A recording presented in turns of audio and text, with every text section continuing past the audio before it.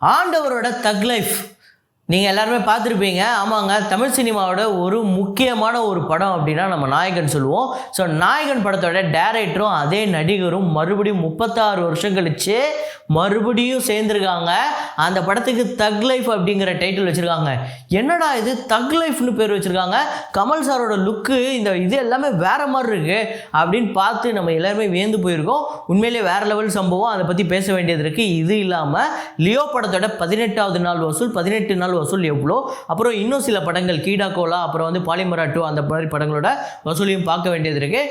அதுக்கடுத்து தான் இன்றைக்கி 5 இயர்ஸ் ஆஃப் சர்க்கார் அந்த படத்தோட வசூல் என்ன, ஷேர் என்ன, பட்ஜெட் என்ன அப்படிங்கிறத தெளிவாக பார்ப்போம். அப்புறம் இன்றைக்கி 43 இயர்ஸ் ஆஃப் வறுமை நிறம் சிவப்பு. ஸோ அந்த படம் பாலச்சந்தர் அவர்களோட இயக்கத்தில் கமல் சார் அவர்களோட நடிப்பில் ஒரு வேறு லெவல் சம்பவம் பண்ணப்படும். அந்த படத்தோட பட்ஜெட் என்ன, வசூல் என்ன, ஷேர் என்ன அப்படிங்கிறத பார்ப்போம். ஸோ வீடியோக்குள்ள போகிறதுக்கு முன்னாடி நம்ம சேனலை நீங்கள் சப்ஸ்கிரைப் பண்ணல அப்படின்னா பண்ணிவிடுங்க, பக்கத்தில் இருக்க பெல் ஐகானை அப்படியே ப்ரெஸ் பண்ணிவிடுங்க. வாங்க வீடியோக்குள்ளே போகலாம். நேற்று வீடியோவில் நான் ஒரு ஃப்ரேம் ஒன்று வச்சுருந்தேன், அதை நிறைய பேர் கரெக்டாக கெஸ் பண்ணியிருந்தீங்க. அது என்ன ஃப்ரேம், என்ன படம் அப்படிங்கிறத பார்த்துட்டு வாங்க.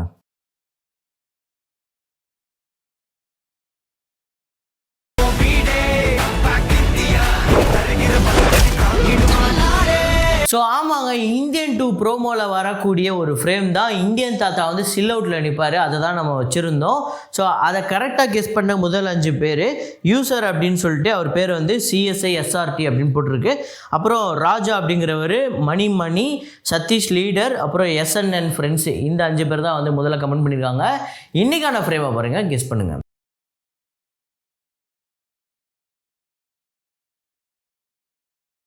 உலகநாயகன் கமல் சாரும் மணிரத்னமும் 36 வருஷம் கழிச்சு நாயகனுக்கு அப்புறம் இப்போ இணைகிறாங்க. இந்த படத்துக்கு ஒரு மிகப்பெரிய எதிர்பார்ப்பு இருக்குது. ஒரு பக்கம் ஏஆர் ரஹ்மான் அவர்களோட இசை, இந்த படத்தில் ஜெயம் ரவி, துல்கர் சல்மான், த்ரிஷா அப்படின்னு சொல்லிட்டு வேறு மல்டி ஸ்டாரர்லாம் இருக்காங்க. அதையும் தாண்டி இந்த படத்தோட டைட்டில் என்னவா இருக்கும் அப்படிங்கிறது ஒரு பயங்கர எக்ஸ்பெக்டேஷன் இருந்துச்சு. ஆனால் நான் எதிர்பார்க்கவே இல்லை. என்னோட எதிர்பார்ப்புக்கு கொஞ்சம் கூட பக்கத்தில் இல்லை இந்த டைட்டில் தக் லைஃப். உண்மையிலே நான் உண்மையிலே ஆச்சரியமாயிட்டேன். என்னடா இது மணிரத்னம் ஸ்டைலும் கிடையாது, இது கமல் ஸ்டைலும் கிடையாது, இது என்ன மாதிரி ஒரு படம். அதுவும் இல்லாமல் கமல் சார் வேற பயங்கரமாக தாடிலாம் வச்சுக்கிட்டு நம்ம எப்படி இந்த KGF மாதிரி, பாகுபலி மாதிரி ஒரு ஃபைட்டை எதிர்பார்க்குறோமோ அந்த மாதிரி ஒரு மேக்கிங் ஒன்று இருக்குது. ஸோ உண்மையிலே என்ன மிரள வச்சிருக்கு இந்த டைட்டில் டீசர். உங்கள் எத்தனை பேருக்கு பிடிச்சிருக்கு அப்படிங்கிறத கமெண்ட்டில் போடுங்க. ஸோ இப்போ நம்ம வசூலுக்குள்ளே போயிடலாம். Killers of the flower moon அந்த படத்தோட Day 17 கலெக்ஷன் இந்தியாவில் Day 10 இது 1,43,00,000 வேர்ல்டு வைடு $11 மில்லியன் கலெக்ட் பண்ணியிருக்கு. இது மட்டுமே 84,65,00,000. ஸோ இந்தியா முழுக்க 11,62,00,000, வேர்ல்டு வைடு 112.7 மில்லியன் இது 938 கோடி. ஸோ ஒரு லிமிட்டட் ரிலீஸ் தான், இருந்தாலுமே பெரிய ஹிட்டாக இருக்குது. தியேட்டர்கள் ரிலீஸ்லேயே இது ஒரு மிகப்பெரிய ஹிட் அப்படின்னு சொல்லிட்டு இந்த நிறுவனமே, இந்த படத்தை தயாரித்த நிறுவனமும் ஆப்பிள் டிவியுமே சொல்லியிருக்காங்க. ஒரு எதிர்பார்க்காத அளவுக்கு இந்த படம் பெரிய வசூல் எடுத்திருக்கு அப்படின்னு சொல்லிட்டு. இந்த வசூல் அப்படிங்கிறது மேபி ஒரு ஹாலிவுட் படத்துக்கு கம்மியாக இருந்தாலுமே இந்த படம் ரிலீஸ் ஆன ஸ்க்ரீன் அப்படிங்கிறது ரொம்ப ரொம்ப கம்மி. அதாவது நான் சொல்கிறது, நம்ம இந்தியாவில் பெரிய படம் ரிலீஸ் ஆகும்ல, அதோட ரொம்பவே கம்மியான ஸ்க்ரீன்ஸ் தான் ரிலீஸ் ஆகிருக்கு, ஷோஸ் தான் வந்திருக்கு. ஸோ அதுக்கடுத்து தான் 12th ஃபெயில் அந்த படத்தோட Day 10 கலெக்ஷன் இந்தியா முழுக்க 3,34,00,000, வேர்ல்டு வைடு 3,54,00,000.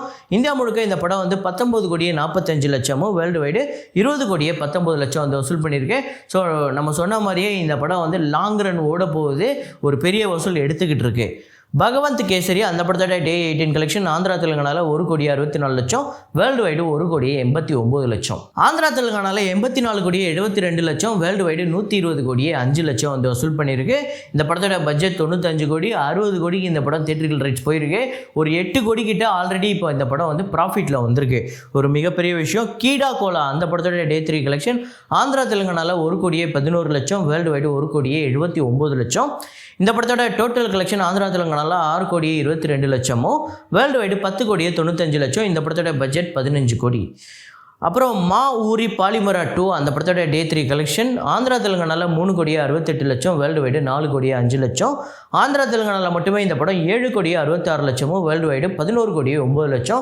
இந்த படத்தோட பட்ஜெட் 6 கோடி தான், ரொம்ப கம்மியான பட்ஜெட். ஆனால் 3 நாளில் பட்ஜெட்டை விட டபுள் மடங்கு கிட்ட இந்த படம் வசூல் பண்ணியிருக்கு, மிகப்பெரிய விஷயம். அதுக்கடுத்ததாக கருடன் அந்த படத்தோட டே 3 கலெக்ஷன் கேரளாவில் 2,94,00,000, வேர்ல்டு வைடு 5,07,00,000.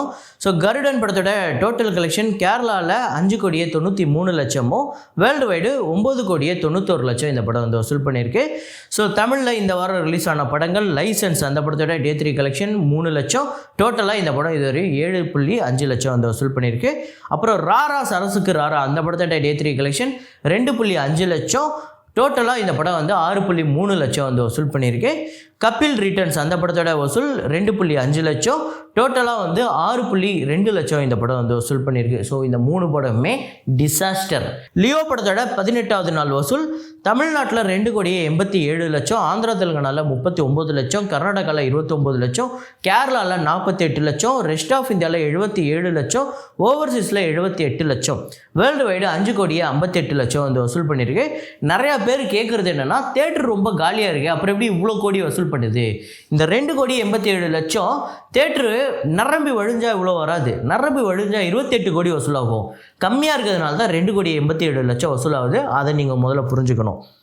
அப்புறம் தமிழ்நாட்டில் இதுவரையும் டோட்டலாக 210,26,00,000, ஆந்திரா தெலுங்கானாவில் 50,32,00,000, கர்நாடகாவில் 42,97,00,000, கேரளாவில் 56,18,00,000, ரெஸ்ட் ஆஃப் இந்தியாவில் 29,86,00,000, ஓவர்சீஸில் 200 கோடிக்கு மேலே வந்து வசூல் பண்ணியிருக்கு, 200,60,00,000, வேர்ல்டு வைடு 590,19,00,000 இந்த படம் வந்து வசூல் பண்ணியிருக்கு. வெறும் 18 நாளில் ஒரு மிகப்பெரிய வசூல். ஸோ அதுக்கடுத்து தான் நான் சொல்லியிருந்தேன் சர்க்கார் அந்த படத்தோட வசூலை சொல்கிறேன் அப்படின்னு சொல்லிட்டு. ஸோ ஏஆர் முருகதாஸ் அவர்களோட துப்பாக்கி கத்திக்கு அப்புறம் ஒரு மிகப்பெரிய வெற்றி கூட்டணி, மறுபடியும் இது ஒரு மிகப்பெரிய வெற்றி அடைஞ்சிது. ஸோ இந்த படத்தில் வந்து அந்த கூகுள் சிஇஓ மாதிரி ஒரு இந்த சுந்தர் பிச்சை கேரக்டர் மாதிரி தான் இதை டிசைன் பண்ணியிருப்பாங்க.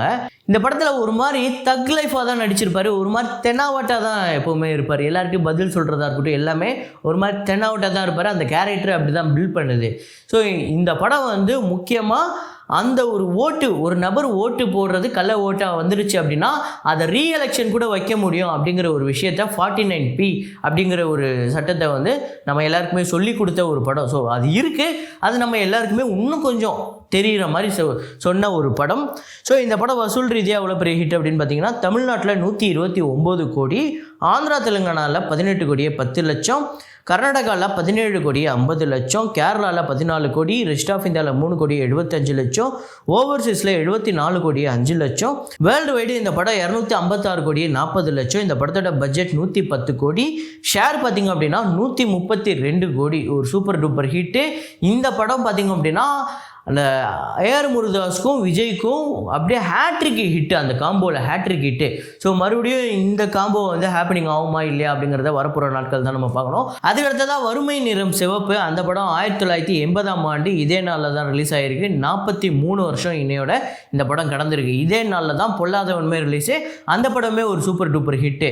ஸோ இப்போ வர மாதிரி ஒரு ஹீரோ பெரிய ஸ்டாரோட படம் ஒரே நாளில் தான் ரிலீஸ் ஆகணும் அப்படி இல்லை. அந்த சமயத்தில் இருக்கிற எல்லா ஸ்டாரோட படமும் ஒரே நாளில் ரிலீஸ் ஆகும், எல்லாமே ஹிட் ஆகும். ஸோ அந்த மாதிரி ஒரு சூழல் இருந்தது, நிறைய தேட்டர்களும் இருந்தது.